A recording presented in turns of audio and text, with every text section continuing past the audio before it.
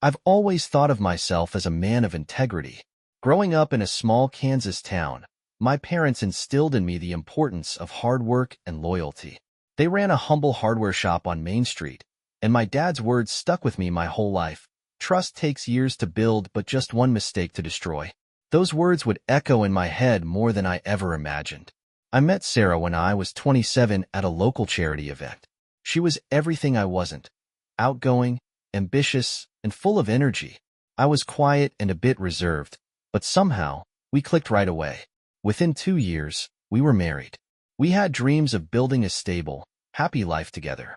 I worked as an aircraft mechanic, and Sarah threw herself into event planning, a career that matched her creative and driven personality. Life seemed good. We had 2 kids, Lily and Ben, and their laughter brought warmth to our home. It felt like everything was falling into place. But as the years went by, cracks started to show. My job demanded long hours, and I'd often come home exhausted, while Sarah's growing social circle kept her busy outside the house. Slowly, the evenings became filled with arguments. We tried to keep the tension away from the kids, but I'm sure they could sense something wasn't right. Then, during one of the most stressful times in my life, everything came to a head. I was scrambling to meet a work deadline, and Sarah had taken on a demanding, high-profile client. We barely talked anymore. One night, Sarah didn't come home after a work event. She told me she'd stayed at a colleague's house because she was too tired to drive. My gut told me something was off, but I convinced myself I was overthinking it. I didn't want to face the possibility that there might be more to the story. Months later, everything unraveled. I was looking for Ben's missing tablet when I found a series of messages on Sarah's phone. My heart sank. The messages left no doubt. She was involved with another man. It felt like the ground had been ripped out from under me. When I confronted her, it turned into a fight that I'll never forget. She accused me of neglecting her, of being too wrapped up in work to notice how unhappy she'd been. She said she felt trapped in the monotony of our life together. I begged her to try counseling, to at least give us a chance to fix things, but she refused. She said our marriage was beyond saving. After that, things got worse. Sarah's behavior became unpredictable. Some nights, she wouldn't come home at all, leaving me to take care of Lily and Ben on my own. I tried to hold it together for the kids, but the strain was unbearable. The final blow came when she told me she wanted to separate. She said she needed freedom to figure herself out. Freedom from what? From us? From the life we built together? It didn't make sense to me. The emotional toll was crushing. I felt like my whole world was falling apart. Everything I had worked so hard to build was slipping away. The house felt empty, cold. I didn't understand how Sarah could just walk away from our family. Why did she choose this? Why wasn't I enough? The questions circled endlessly in my head, and no matter how hard I tried, I couldn't make sense of it. After a tense dinner at Johnson's Grill, I went back to the hotel where I'd been staying and packed up my stuff. I left all of Sarah's things untouched. Let's see if she even notices, I muttered to myself as I shoved my clothes into a bag. I drove back home in silence, parking my Chevy Tahoe in the driveway beside Sarah's SUV. I stared at the house for a long time, not moving. It didn't feel like home anymore. This place is just a tomb now, I thought bitterly, and I'm the ghost trapped inside. When I walked through the door, the silence hit me like a wall. It wasn't peace, it was suffocating. I sank onto the couch and let the weight of everything crush me.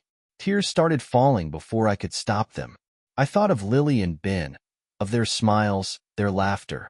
It made the pain cut even deeper. I sat there for over an hour, paralyzed by despair, until something in me snapped. I stumbled to the bar and grabbed a bottle of whiskey.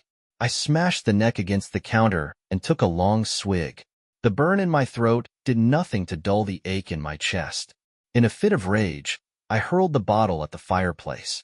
It shattered into a million pieces, knocking our wedding photo off the mantel. The frame cracked as it hit the floor.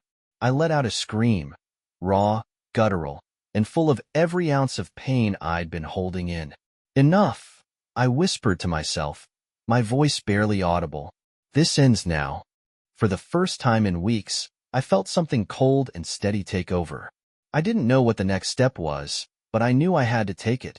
I sat in my office, staring at the computer screen as it flickered to life. The clock on the wall glared back at me, 10:44 p.m. I muttered under my breath, "Let's see how much damage I can do." My hands moved quickly as I logged into our joint accounts. Every cent, savings, vacation funds, household budgets, was transferred into my personal account. It didn't take long for the balances to hit zero. The final total stared back at me, $21,498. A grim smirk crossed my face. "Revenge on a budget," I muttered bitterly. I left a couple of dollars in 2 accounts, just enough to keep them open, before closing the others entirely. But I wasn't finished. Fueled by a mix of anger and determination, I typed out letters. One was addressed to my mom, another to Sarah's parents. Each letter detailed her betrayal and my decision to leave. I also drafted emails to a few local news outlets, making sure every date, name, and detail was perfectly documented. Then, I wrote letters for Lily and Ben to open on their 18th birthdays. Those letters weren't about anger. They were an attempt to explain, to help them understand. After printing and sealing everything, I set the letters aside, hoping that, someday, they might forgive me. In the bedroom, I packed a small bag with essentials, just the basics to get by. After a quick shower, I got dressed, laced up my boots, and stood in front of the mirror for a moment. "This is it," I said quietly to my reflection. "Time to move forward." I grabbed my Giant's cap and coat and headed to the kitchen, where the coffee maker hummed softly. While the coffee brewed, I scribbled a note on a yellow notepad. "Sarah, we're done. Goodbye. Live with the consequences." I signed it with a bitter flourish. Guess who? I placed the note on the table and set my wedding ring on top. Back in my office, I opened the safe Sarah had always hated. Inside was my .44 Magnum, some ammunition, emergency cash, and, oddly enough, our marriage certificate. I took the certificate back to the kitchen, tore it into shreds, and pinned the pieces to the wall with a knife. For good measure, I smeared ketchup over the mess. Stepping back, I muttered, "Perfect." Feeling grimly satisfied with my symbolic farewell, I loaded the F-250 with camping gear, fishing supplies, gas cans, and ammo. Before leaving, I unplugged the fridge, propped its doors open, and cut the power to the house. For a moment, doubt crept in. I thought of Lily and Ben. Am I doing the right thing? I whispered to the empty kitchen. The silence gave no answers. Shaking off the hesitation, I climbed into the truck and drove off, leaving the house unlocked behind me. The streets were eerily empty as I drove through the night. By 1:50 a.m., I found myself parked outside Mr. Tanner's office. Too exhausted to think, I set my phone alarm for 8 a.m. and forced myself to sleep. When the alarm went off, I stretched, sipped my now-cold coffee, and dialed Mr. Tanner's number. After a few rings, his steady voice answered.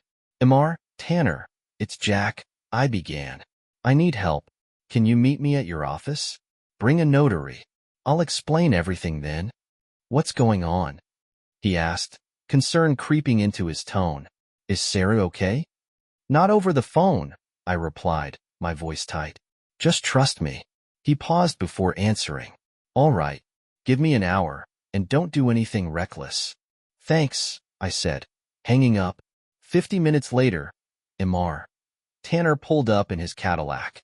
I greeted him with a firm handshake and a thick stack of papers. Upstairs in his quiet office, he switched on the coffee maker and motioned for me to sit. I laid everything out, recounting the events with icy precision. By the time I finished, I wasn't crying anymore. The grief had hardened into something colder, something unyielding. Mr. Tanner listened carefully, his expression heavy with sympathy. When I was done, he sighed deeply. "What do you want to do?" he asked quietly. My gaze didn't waver. "Disappear," I said firmly. "No divorce. No legal battles. Just vanish." She left me without a second thought. "I'll do the same." "And your kids?" Mr. Tanner pressed. "What about them?" I hesitated, my expression darkening. "What about them? Are they even mine?" She only cared about herself, so why should I care more than she does? I exhaled sharply, the bitterness in my voice unmistakable. "Set up a trust with my $526K and pension for the kids when they turn 21. I'll sign power of attorney over to you, so I never have to deal with her again. Can we make that happen? Mr. Tanner didn't answer right away. The silence was heavy, and when he finally spoke, his voice was gentle but firm. Yes, Jack, we can do this, but you need to understand the consequences. She can still file for divorce and claim abandonment. Notices could end up in the local paper, and after 2 years, the divorce will go through without your consent. And your kids, they'll never see you again. Your mother will be devastated. Are you sure this is the path you want to take? Have you even thought about counseling? Counseling? I scoffed, leaning forward. So she can cry a little, beg for forgiveness, and tell me it didn't mean anything? That we can move past it if I just try hard enough? No. She made her choices, and now she can live with the fallout. My fists clenched as I struggled to keep my voice steady. You know what I want? I want to wake up and find out this was all some terrible dream. But it's not. And I won't sit in a room while some therapist lectures me about forgiveness or tells me to think of the children. She destroyed this family. I'm done. Mr. Tanner stayed silent, letting my words hang in the air. Finally, I let out a sharp breath and leaned back. My voice dropped to a chilling calm. If my life is wrecked, hers will be too. Mr.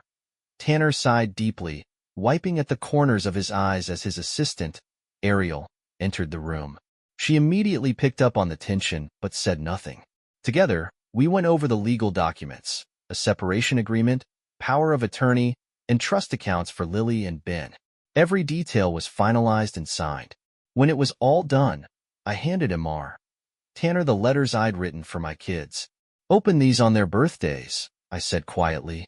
Ariel offered me a soft, I'm sorry, her eyes full of sympathy. I nodded, my face unreadable, and walked out of the office. The sky was overcast, heavy with gray clouds that mirrored the weight in my chest. As I climbed into my truck, I drove straight to the bank, withdrew most of my savings, and left only a token amount behind. My final stop was an internet cafe, where I uploaded the letters and canceled all our shared credit cards, reporting them as stolen. By the time I left, the rain had slowed, and the gray skies seemed just a little lighter. Like maybe, just maybe, there was still a sliver of hope. I had no idea where I was going, just that I needed to keep moving. After 7 hours of driving, I pulled into a small roadside motel. Sleep eluded me. My thoughts were relentless, cycling through everything I was trying to escape. The next morning, I hit the road again. Another 6 hours later, I found myself in Pine Cove, Virginia, a quiet riverside town. The off-season stillness there felt like a bandage over an open wound, offering some temporary relief. I parked near a small diner called Maggie's Place and stepped inside. Near the entrance was a corkboard filled with flyers for babysitting, dog walking, used cars, and rentals. One flyer caught my attention. Studio apartment, 1 bedroom, kitchenette, and shower. Quiet area. No smoking or drinking. $155 per month, cash up front. Utilities and internet included. Parking for 1 car. References preferred. The simplicity of it spoke to me. A potential fresh start, stripped of complications. I tore the flyer off the board and approached the counter. The waitress behind it was an older woman with a welcoming smile, her name tag reading Maggie. When I asked her about the apartment, she seemed to know exactly what I meant. Without even looking at the flyer, she nodded knowingly and asked if I was also looking for work. I admitted I needed both, and she pulled out her phone, making a call right in front of me. I couldn't hear much of the conversation, but it was clear she was arranging for me to meet someone. She told me they'd be by shortly and that they were good people. While I waited, I ordered lunch. The meal turned out to be better than expected. While I was finishing my second glass of sweet tea, the diner door opened, and 2 people walked in. One was a sharp-looking woman in her early 40s with an air of confidence. The other was a tall, rugged man in his 50s, carrying himself with the kind of presence that only comes from a military background. They both had a no-nonsense demeanor, and I could tell right away these were the people Maggie had called. They introduced themselves as Lisa and George. George, with his commanding presence, didn't waste time on pleasantries. Instead, they asked me direct questions, where I was from, whether I was married, and if I had kids. Their bluntness caught me off guard, but I answered truthfully. Yes, I was married. Yes, I had kids. No, I didn't know where they were, and at that moment, I didn't particularly care. I wasn't in the mood to justify my actions or explain my past. If they didn't like my answers, I was ready to walk away. George seemed to soften slightly, despite his stern demeanor. He laid out the terms for the apartment, $155 a month, starting next month. It was clean, quiet, and the price wouldn't change as long as I stuck to the rules. The offer seemed fair, and I told them I was interested. After paying for my meal and leaving a tip for Maggie, I followed Lisa and George outside. George spoke briefly with a couple of sheriff's deputies before leading Lisa to a black Jeep Wrangler parked out front. I noticed a small smile flicker across his face as he helped Lisa into the passenger seat. It was the first time he showed any warmth, and it stayed with me as I climbed into my truck to follow them. Their Jeep, decorated with Marine Corps and American flag decals, guided me through winding roads. I noticed a faded South Vietnamese flag on the rear bumper, a quiet reminder of a past George didn't talk about yet. After about 15 minutes, we turned onto a secluded drive that led to a cluster of raised bungalows overlooking the water. The quiet marina stretched out before us, serene and still, a world away from the chaos I had left behind. We stopped in front of a modest gray cottage with white shutters. It looked sturdy and well-kept, with a wide veranda that wrapped around the house. I stepped out of my truck, taking in the solid craftsmanship of the ramp and stairs leading to the front door. George unlocked the door and gestured for me to step inside. The interior was simple but functional. A narrow hallway connected a small kitchen on one side and a bathroom with a shower on the other. At the end of the hall was a bedroom with a view of the river. The living room, while small, had shuttered windows that opened to the wooded hills surrounding the property. The wraparound veranda made the space feel larger than it was, and ceiling fans turned lazily overhead. A freestanding wood stove in the corner provided the only source of heat. It wasn't fancy, but it was insulated well and felt snug, a quiet retreat. For the first time in a long while, I felt a glimmer of hope. I told George I'd take it, but he wasn't about to let me off the hook that easily. He wanted to know how I planned to pay and whether I had work lined up. I told him I didn't have a job yet and asked what was available. He studied me for a moment before asking about my skills. I explained that I was a licensed aircraft mechanic, decent at woodworking, and comfortable operating heavy machinery. He seemed satisfied with my response and offered me a job at the marina, minimum wage, paid under the table. Occasionally, he said, local charities or churches might need an extra hand, and they'd pay in cash as well. He made it clear, though, that if I exploited anyone's generosity, I'd be out immediately. I agreed, knowing I couldn't afford to screw this up. When we shook hands, it felt like a turning point. Over the coming months, I'd learn more about George and Lisa. George had served as a Marine Scout during the Vietnam War and had rescued Lisa and her family from a dire situation. They were eventually relocated to the U.S., thanks to a nonprofit group. Years later, George and Lisa reconnected, married, and built a life together despite the challenges they'd faced. Their story was remarkable, but at that moment, all I could focus on was the chance they'd given me. A chance to start over, one step at a time. George's past was filled with stories he rarely shared, though bits and pieces came out over time. His distinguished military career included Operation Desert Storm and another mission he refused to discuss. Together with Lisa, he had raised 4 children, all of whom followed in his footsteps and pursued military careers. Their daughter, a Naval Academy graduate, eventually became a lawyer and married a Baltimore pediatrician. For me, life with George and Lisa provided a level of stability I hadn't felt in years.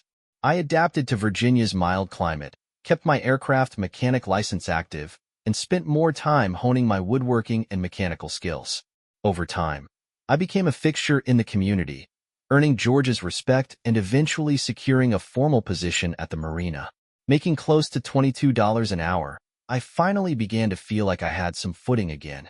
Not stopping there, I started a small construction business, hiring a veteran and an ex-convict to help with renovations.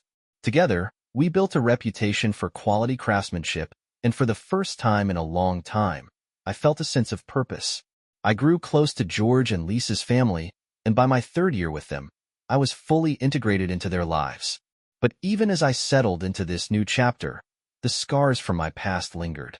Sharing my story with George and Lisa brought some understanding but no real closure. Lisa was visibly upset when she learned what had happened with Sarah and my kids.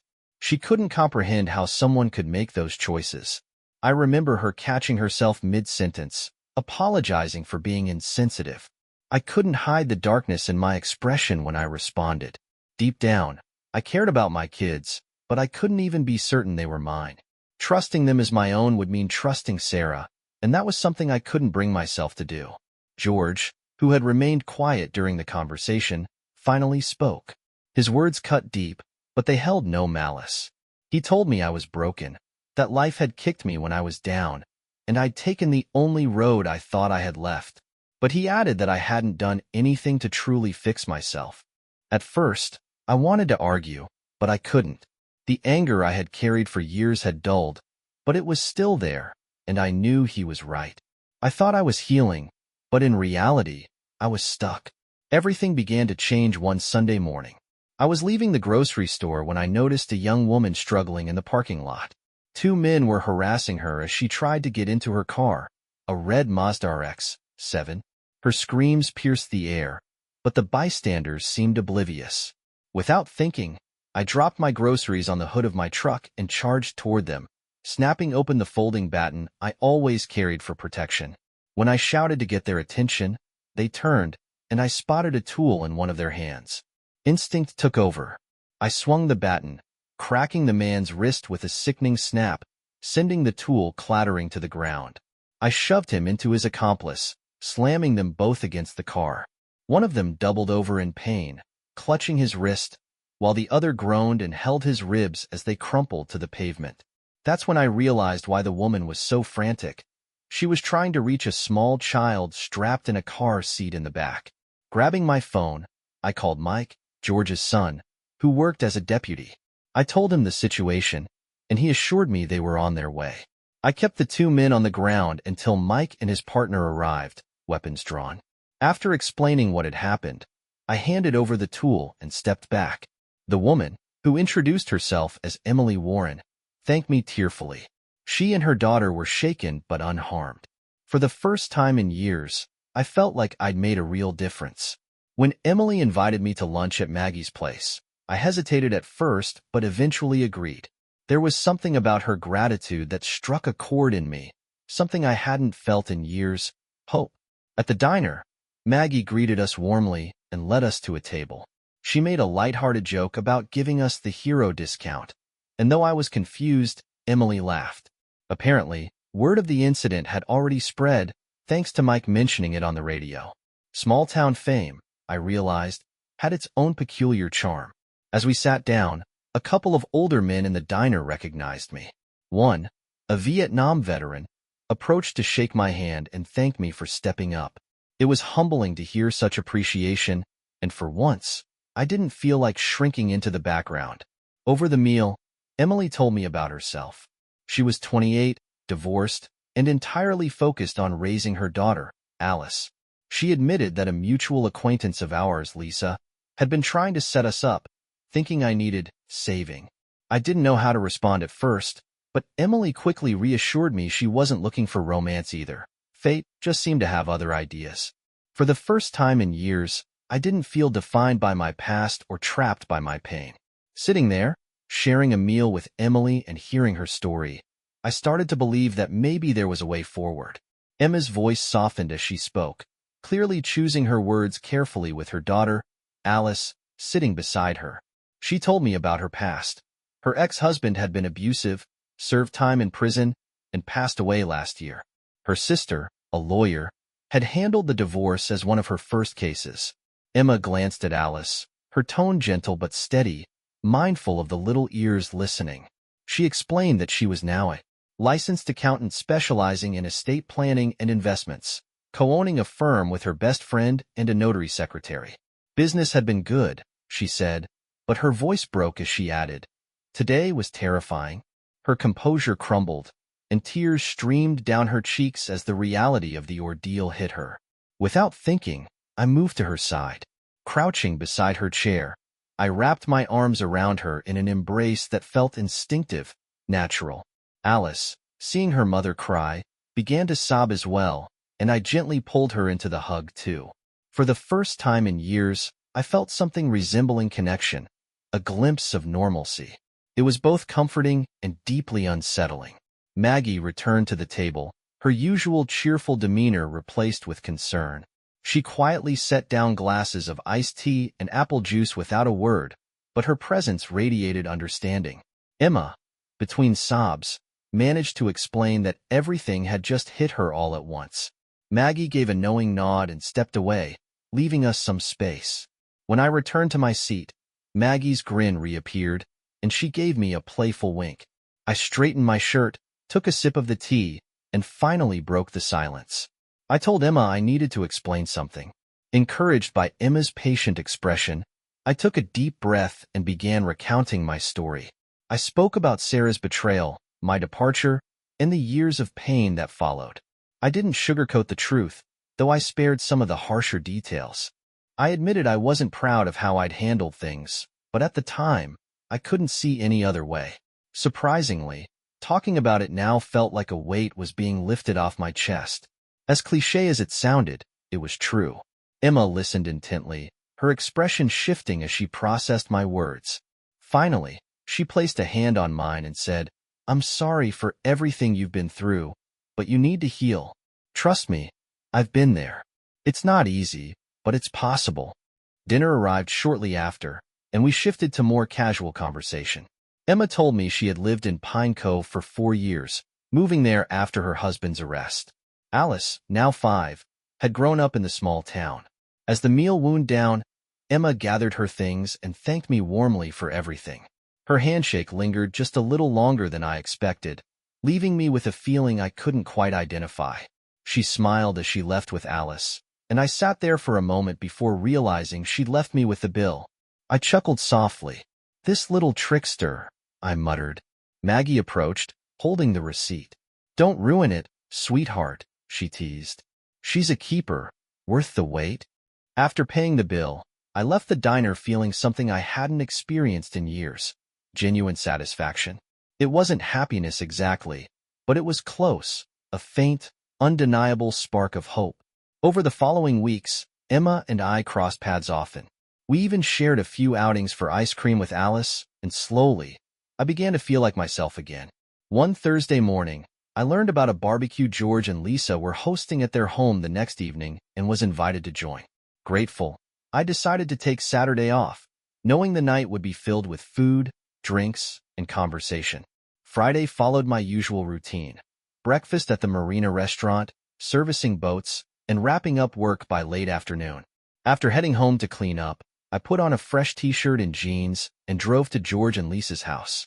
Their home, a sprawling log-style ranch, had a wraparound deck, a patio, a pool, a jacuzzi, and several smoking barbecue pits. The place was alive with activity, children running around while family and friends mingled. Lisa greeted me warmly with a quick hug and a kiss on the cheek before ushering me into the gathering. Before long, I found myself face to face with their youngest daughter, Angela, better known as Angie. A sharp and well-regarded attorney, Angie had served as a Marine officer and was now the subject of family hopes that her relationship with a young doctor might turn serious. Despite her impressive credentials, she directed her full attention to me. Angie asked how I'd been, mentioning that she hadn't seen much of me over the past few years but had heard good things. Before I could respond, George and Lisa appeared, grinning as if they were in on some private joke. They led us to a shaded table under a large tree, handing out drinks, Budweiser for me and George, white wine for Angie and Lisa. Angie leaned forward, her tone serious, and revealed she'd been given an assignment about a year and a half ago. Her Marine background and connection to her father made it clear who had orchestrated it. My suspicions were confirmed when I saw George glance briefly in our direction before resuming his conversation with another guest. Angie explained she'd been in touch with Amar Tanner, the lawyer I'd worked with years ago. He hadn't shared anything I hadn't already disclosed, but he had confirmed my story and filled in a few gaps. She was the only one who knew all the details, not even her parents. She paused, her tone softening, and told me the truth about what had happened after I left. Sarah, assuming I'd cool off and return, panicked when she discovered the chaos I'd left behind. She called the police, hysterical, and when they arrived, they scolded her for wasting their time. Her parents were furious at both her recklessness and my disappearance. Meanwhile, the emails and letters I'd sent went viral, humiliating her. Sarah delayed filing for divorce, spent the remaining money, and spiraled into debt. Nearly 2 years passed before the divorce was finalized. Angie told me I'd been legally free for 6 months. She continued, explaining that Sarah sold the house, lost her job, and started drinking heavily. Her choices led her into bad company, further compounding her downward spiral. Angie's voice softened as she continued filling in the gaps. After I had left, Sarah's parents had taken custody of the kids. My mother, despite her anger toward me, saw them regularly, but Sarah rarely did. Just last week, Sarah had entered rehab. Her parents, exhausted and struggling, were at their limits. Her mother's health was failing, and her father was overwhelmed with stress. The weight of everything pressed down on me as Angie spoke. George and Lisa joined the group, their expressions serious. George's voice was firm as he addressed me. He reminded me that this wasn't just about me anymore. My choices had affected others, people who cared about me, people who had stepped in to clean up the mess. His words hit harder than I wanted to admit. I let out a deep breath, feeling the crushing burden of my decisions and their consequences. For the first time, I allowed myself to consider that I didn't have to face it all alone. As Emma appeared nearby, her presence reminded me just how precarious my carefully rebuilt life really was. I couldn't shake the thought, how haven't they found me yet? I had re-registered my truck, gotten a new license, and even paid taxes. It wasn't like I'd been hiding. Mike shifted uncomfortably, and his awkward glance gave him away before he spoke. He admitted to pulling strings at the DMV, ensuring my paperwork got lost and my records stayed buried. Blushing, he stared at the ground, embarrassed. Angie added that Tanner had filed my taxes for the first 2 years after I left, and when I handled them myself last year, everything went smoothly. Apparently, no one was actively looking for me except my mom, who was more angry and hurt than anything else. Emma stepped closer, resting her hand on my shoulder. Her calm, steady presence grounded me. For the first time in years, I felt free, not trapped by fear, but surrounded by people who genuinely cared. The realization hit hard. I've grown up. It's time to stop running. George's firm voice broke through my thoughts, telling me it was time to stop running. He was right. I nodded, agreeing quietly. No more running, I said. It's time to move forward. Turning to Emma, I asked if someone could watch Alice while we took a walk. Lisa quickly volunteered, smiling as she assured me to take all the time we needed. Emma, grateful, took my hand and led me away.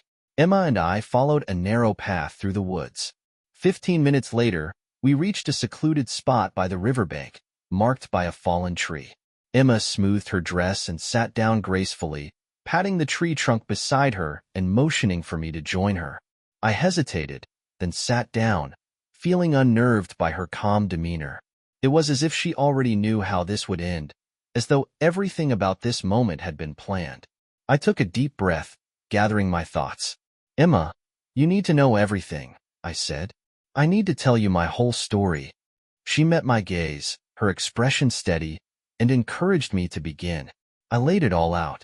The betrayal, my departure, the shame, the loss, and the years I spent adrift, avoiding mirrors and running from myself. I told her about what Angie had revealed earlier and admitted that meeting her and Lily had begun to pull me out of the fog. By the time I finished, I felt exposed, bracing for her reaction. Instead of judgment or pity, Emma surprised me with laughter. She teased that I was clearly the honorable type, given how I'd carried myself since we met. There was admiration in her eyes, mixed with something deeper. Caught off guard, I hesitated before taking her hands in mine. I've been thinking about asking Angie to contact Tanner Stevens, I said. I want to see if I can get custody of my kids. Sarah's in rehab, unemployed, and her parents are raising them. I don't know where I stand legally, but I can't imagine it's worse than her position. I want to bring my kids here, to this life I've rebuilt. My mom deserves time with her grandkids too. But first, I need to build a house big enough for all of us." Emma blinked, clearly surprised. "You want to do all of that?" she asked softly. Then, after a pause, she added, "And do you have feelings for me?" I smiled. "Yeah, I think I do. I care about you and Alice, and I think you could be part of this family. I want to rebuild." Her grin widened. "So you're saying you love me? Or that you could?" "I think it's possible," I admitted. Gathering my courage, I kissed her. It was a simple kiss, nothing dramatic, but to Emma, it seemed like a promise. She smiled and whispered, "You're mine." Then, with more certainty, she added, "And I'm yours." She told me she knew an architect who could help us design the house and assured me that Angie would handle the custody process with Amar. Tanner, she waved off any concern about legal fees, saying we'd figure it out together. Overwhelmed but hopeful, I pulled her into a hug, our laughter blending with the rustling leaves. The next few days marked the start of something new. Angie contacted Amar, Tanner, to begin the custody case. I met with George to discuss buying land and designing a house with enough room for my children and an addition for my mom. I even offered my current home to Sarah's parents if they wanted to stay close. For the first time in years, my life felt like it had direction. Emma was by my side, helping me plan the future. She accompanied me to meet the architect, and together we reviewed designs. The estimates were surprisingly affordable, giving me more confidence in the plan. The following Monday, I applied for a construction loan, while Angie and Tanner began strategizing for the custody case. Meanwhile, my relationship with Emma deepened, though I remained cautious. Alice, however, showed no such restraint. She clung to my hand, laughed freely, and demanded goodnight hugs and kisses. One day, her boldness reached its peak when she looked up at me and asked, "When are you going to marry my mom?" She followed it up with, "I'm getting old and need a dad," as if she were the one running out of time. I had laughed at her boldness, but her words stayed with me, surfacing as I prepared for the custody case. The court proceedings began, and to my relief, things went smoother than I had feared.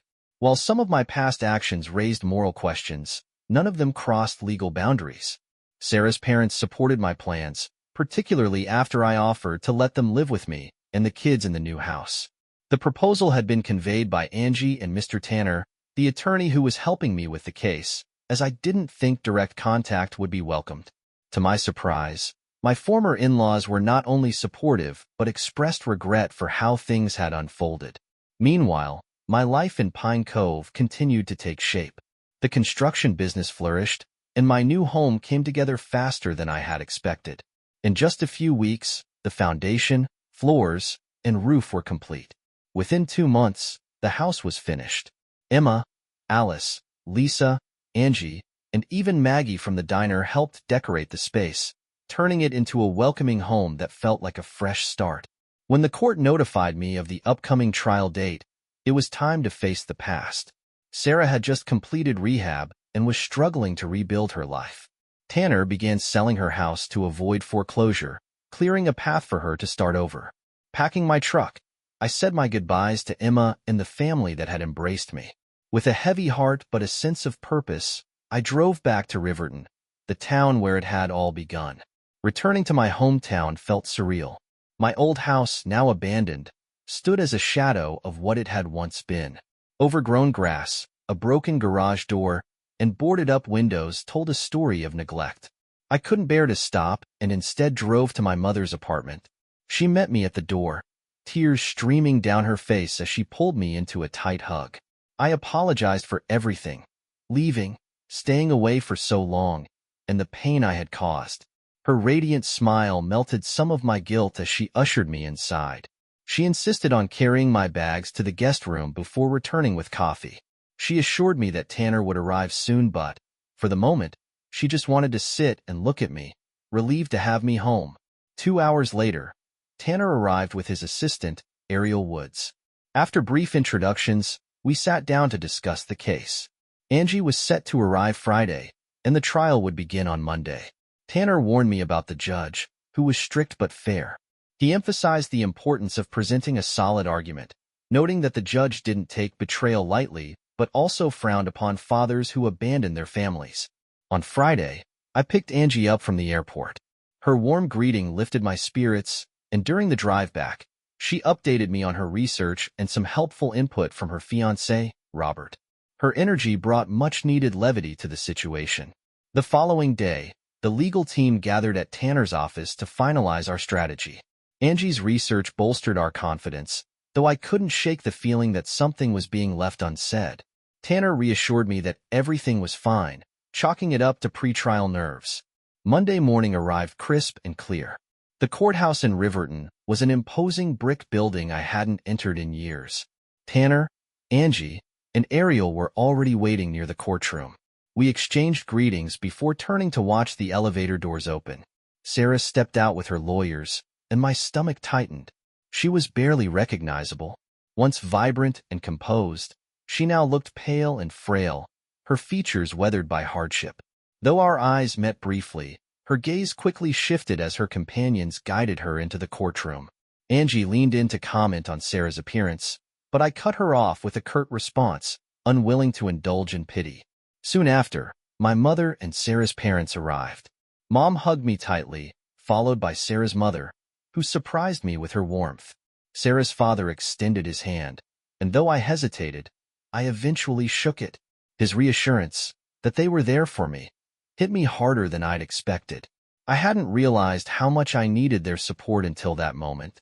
The courtroom was sparsely filled, with only a few spectators and 2 reporters sitting in the gallery. At 9:15, the bailiff called the court to order, and Judge Michael Crawford entered. He took his seat and opened the session by reviewing the case summary. James R.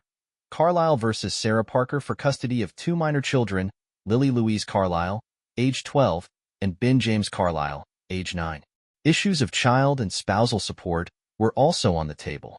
After confirming that all parties were present, the judge turned his attention to Sarah's lawyer, who stood to address the court. Sarah's legal team attempted to frame her struggles sympathetically, but the judge seemed more interested in facts than dramatics. Sarah herself appeared nervous, her voice faltering as she described events from years ago. When Sarah began recounting a night we had argued, Tanner quickly objected, stating that her account was misleading. The judge sustained the objection and directed Sarah to stick to the facts. Under pressure, she stumbled, unable to provide a coherent explanation. Sensing the tension, Tanner intervened when the judge asked if I could shed light on the matter. At Tanner's suggestion, I rose and swore to tell the truth.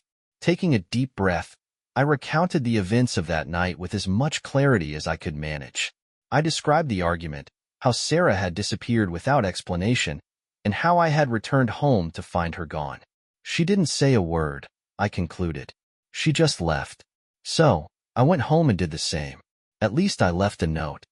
The courtroom fell silent except for Sarah's quiet sobbing, which soon escalated into anger. She accused me of abandoning her and the children, her voice shaking with emotion. My response was measured, though I knew it would sting. I told her she had done the same to me. The judge banged his gavel, restoring order and preparing to move forward with the case. The judge banged his gavel twice, commanding order in the courtroom. He warned that any more outbursts would result in action, then turned to Sarah. His question was direct. Was my account accurate? Sarah hesitated, tears streaming down her face. Her expression spoke volumes. The weight of the truth was crushing her. In a barely audible voice, she admitted that everything I had said was true. She whispered her regret, acknowledging that she had ruined everything. The judge's attention shifted back to me, his tone serious. He pointed out that while he sympathized with my situation, leaving my family for nearly 4 years was a significant issue. I opened my mouth to respond, but Angie pulled me back into my seat and asked to address the court instead. She introduced herself as my lawyer from Virginia and explained that there were people present who could provide additional context about my character and actions since leaving Illinois. One by one, my support network stood and spoke on my behalf. George described how I had arrived in Pine Cove broken but had spent years rebuilding myself, proving my integrity and character. Lisa shared stories of my contributions to the community. Even Maggie from the diner came forward, recounting moments that had demonstrated my reliability and trustworthiness. Finally, Emma spoke. She described how I had saved her and her daughter during the carjacking, calling me a man of honor. Her voice broke slightly as she concluded, saying this case was part of my healing process and that she loved me. Sarah muttered angrily from across the courtroom, prompting another sharp strike of the judge's gavel. He ordered a recess and scheduled the hearing to resume at 3 p.m. As we left the courtroom, I turned to Emma, my voice low. Her words from earlier echoed in my mind. "So, you love me," I said, more a statement than a question. Emma blushed, but didn't hesitate to confirm it. For the first time in years, I felt a warmth I couldn't explain. Smiling, I told her I loved her too. Holding her hands, I kissed her gently. The group around us, which included Angie, George, and others who had supported me, erupted into smiles and laughter. We walked to a nearby steakhouse for lunch, the atmosphere light and celebratory. My legal team was in high spirits, especially Angie, who took pride in assembling such a strong network of support. When we returned to the courthouse at 2:45, the defense's side was in chaos. Sarah was missing, and her legal team scrambled to explain her absence. They presented signed and notarized documents in which Sarah conceded to all my claims and waived her parental rights. I sat in stunned silence as Tanner and Angie explained the situation. Legally, it meant I had one. Sarah had relinquished everything. Tanner added that I was already divorced, so this resolved the rest of the matter. Angie placed a reassuring hand on my shoulder, her voice calm but firm. "It's over. Move forward. There's nothing holding you back now." The weight of those words took a moment to settle in. It was truly over. I had won custody, but at what cost?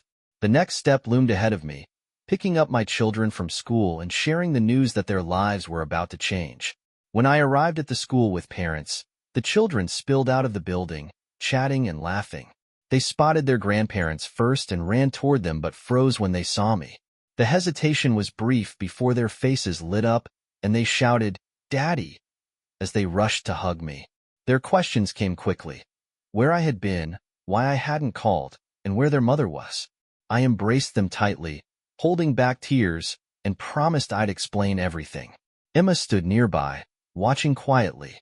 Introducing her to my children felt like a significant step. I explained that she was a good friend, and they studied her curiously before accepting my suggestion to head to their grandparents' house for lunch. There, they met more of the people who had become my family in Pine Cove. After lunch, I gathered everyone for an important conversation. Taking a deep breath, I explained to the kids that their mom had left. I didn't know where she was, but we tried to find her.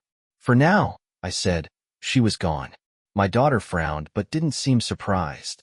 It became clear that Sarah's absences had been frequent. I continued, explaining that I had gone to court for custody and their grandparents had supported me. I told them I had one and they now had a choice. They could live with me in Virginia or stay with their grandparents in Riverton. My daughter spoke first. She asked if their mother had cheated on me, adding bluntly that there had been different men around all the time. Ben chimed in, calling out specific names and shaking his head. Their honesty stung, but it also confirmed what I had suspected. Emma stepped closer, squeezing my hand as the conversation took a lighter turn. The children warmed to her quickly, and by the end of the day, Ben had declared her suitable. Over the next 2 days, I shared my plans with everyone. I proposed that we all move to Virginia together for a fresh start. The kids were excited, especially knowing their grandparents would be joining us. To my surprise, Sarah's parents agreed, believing the change would be good for everyone. Preparations moved quickly. My mother held a garage sale, donating what she could, while Sarah's parents packed and listed their house for sale. With all the paperwork finalized, we set off for Virginia. 3 days later, we arrived in Pine Cove. The kids explored their new home, thrilled to pick out bedrooms, while their grandparents admired the house next door. Lisa greeted us warmly, handing over keys and giving tours. As the family settled in, I found Emma chatting with the kids. My daughter greeted me with a playful grin.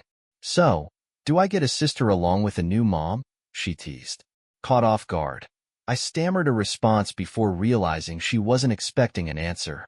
She hugged me, her laughter infectious. In mid-August, Emma and I were married in a small ceremony. Our honeymoon in New Orleans was simple and sweet, filled with quiet moments and amazing food. Returning to Pine Cove, we embraced the life we had built together. Sarah remained missing, but for the first time in years, I wasn't consumed by the past. With Emma, the kids, and our extended family, I had rebuilt the life I thought I'd lost. Was it perfect? No, but it was mine, and for that, I was grateful.